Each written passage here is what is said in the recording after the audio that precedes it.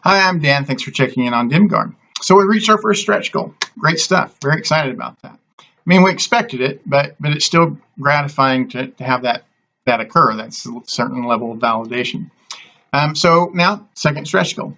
At 1400, we're going to add a second appendix to the compiled volume for magic items. We already have appendix 1, which is going to be NPCs that are pulled from the individual things and assembled into a single appendix. So that's what we're going to do. 1400, appendix 2's magic items. And then, that's the end of the stretch goal. You can stop there. I'm going to kind of head down a rabbit hole here about magic items. So magic items in Dimgaard are special and rare. 5th edition kind of changed the approach to magic items. Like, Living Greyhawk, we used to joke that player characters were really just a bundle of magic items held together by a gooey, fleshy center. But 5th edition magic items are, like, in the design, are extremely rare. They tend to skew things very quickly, especially if you're dealing with one of the areas where 5th edition is expected bounded accuracy, like armor class or to hit values or DCs or damage.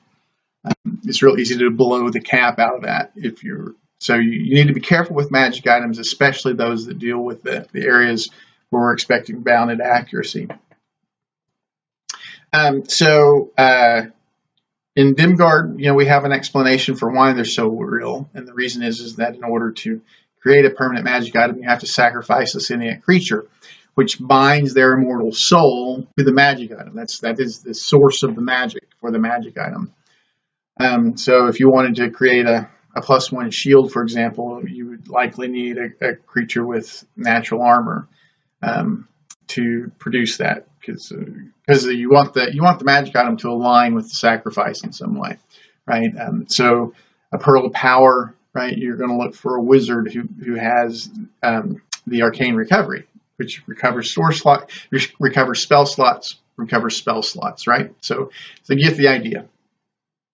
Then because we're requiring a sentient sacrifice, which is going to, bind that creature's immortal soul to the magic item. As long as that magic item exists, that creature's spirit cannot progress to the afterlife.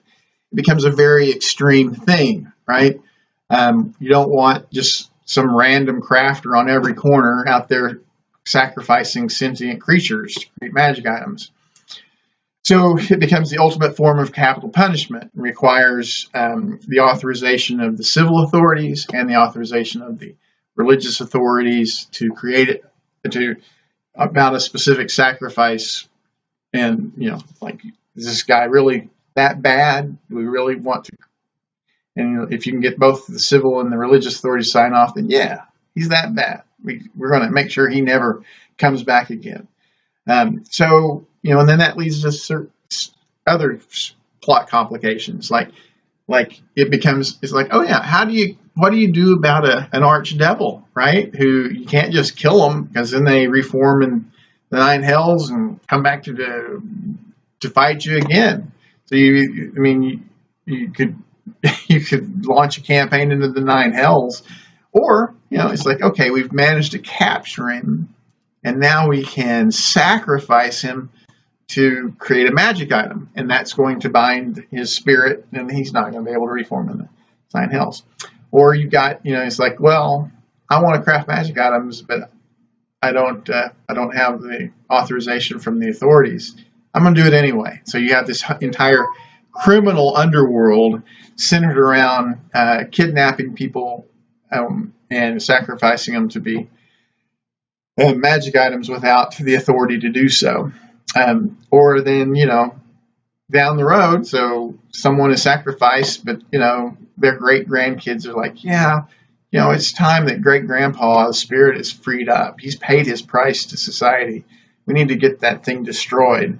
And all sorts of plot twists that can get involved there. And so we really like it. And then the other thing is that usually we will attach some 2 or 3 ribbons or minor qualities to a magic items that are derived from the sacrifice. So if you're sacrificing a lizard folk to create a +1 shield, for example, then that +1 shield, as long as you're wielding it, you understand in Draconic, right? You know the Chronic language, because the shield does. The shield can provide the mechanism for translation as long as you are wielding it.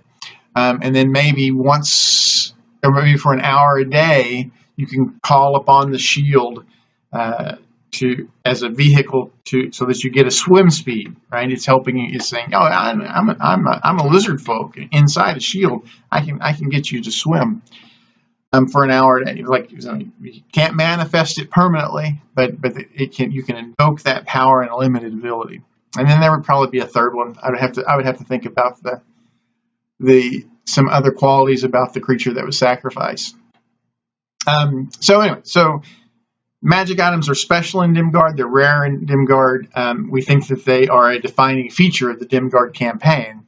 And so I think it would be a worthwhile addition to this volume to kind of, even though it's not the focus of the volume, it would add some campaign defining things. And you're like, oh yeah, I see what Dimgaard's doing here, and I like it, right?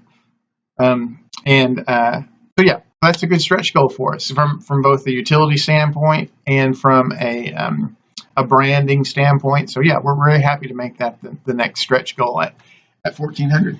So excellent. So I always like to close by, first of all, thanking the backers and anyone who helps out with the campaign, and an invitation to engage me. I'm active on a lot of different media channels: Facebook, Twitter, Discord.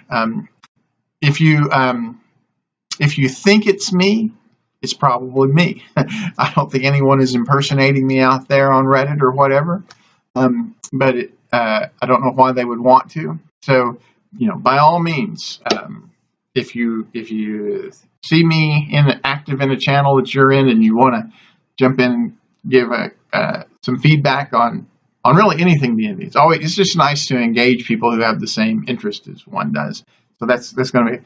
But in particular, if there's something you're not seeing in Dimgaard that you would like to see in Dimgaard, or if there's something that you're seeing too much of in Dimgaard that you think we should pull back on,